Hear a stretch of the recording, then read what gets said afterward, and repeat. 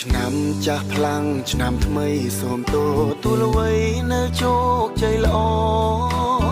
ជួបតែមានកុំក្រវៀងចាពីទុក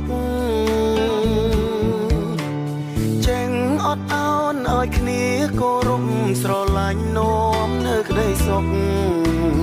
រកអានមិនលះមុខ